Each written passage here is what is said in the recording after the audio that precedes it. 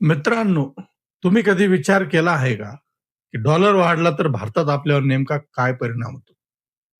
अनेकांना वाटतं, की डॉलर वाढणं हा फक्त मोठ्या लोकांचा किंवा अर्थतज्ञांचा विषय आहे. पण खरं सांगायचं तर याचा थेट परिणाम आपल्या रोजच्या जीवनावर होतो. नमस्कार मित्रांनो, मी भागवत सुधाकर पांचाळ आणि तुम्ही पाहत आहात भागवत पांचाळ टॉक्स. आज आपण अगदी सोप्या भाषेत समजून घेणार आहोत, की डॉलर महाग झाला तर भारतात काय काय महाग होतं आणि आपला खर्च कसा वाढतो. मित्रांनो, भारत हा अनेक गोष्टीसाठी परदेशावर अवलंबून आहे. विशेषतः तेलासाठी आपण मोठ्या प्रमाणावर क्रूड ऑइल बाहेरून विकत घेतो आणि त्याचे पैसे डॉलरमध्ये द्यावे लागतात.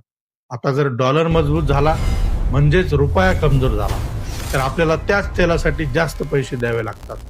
याचा थेट परिणाम म्हणजे पेट्रोल आणि डिझेलचे दर वाढतात आणि एकदा पेट्रोल महाग झालं की वाहतूक महाग होते आणि मग हळूहळू सर्वच वस्तूंचे दर वाढायला लागतात.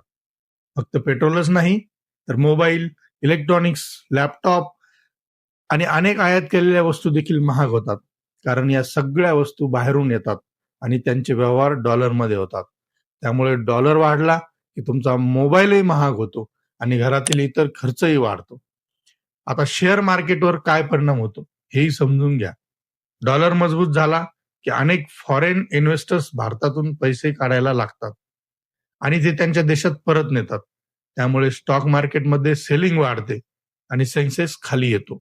म्हणजेच तुमच्या गुंतवणुकीची व्हॅल्यू कमी होऊ शकते. पण सगळंच वाईट नसतं. काही सेक्टर्सना याचा फायदा देखील होतो.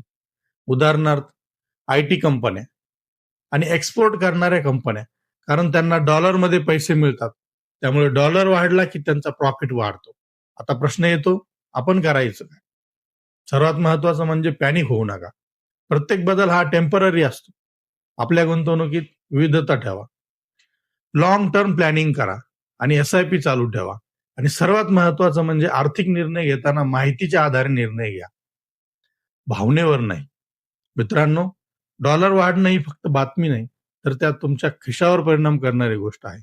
जर तुम्हाला अशा सोप्या भाषेत अर्थकारण समजून घ्यायचे असेल, तर हा व्हिडिओ लाईक करा, शेअर करा आणि चॅनलला सबस्क्राईब करायला विसरू नका.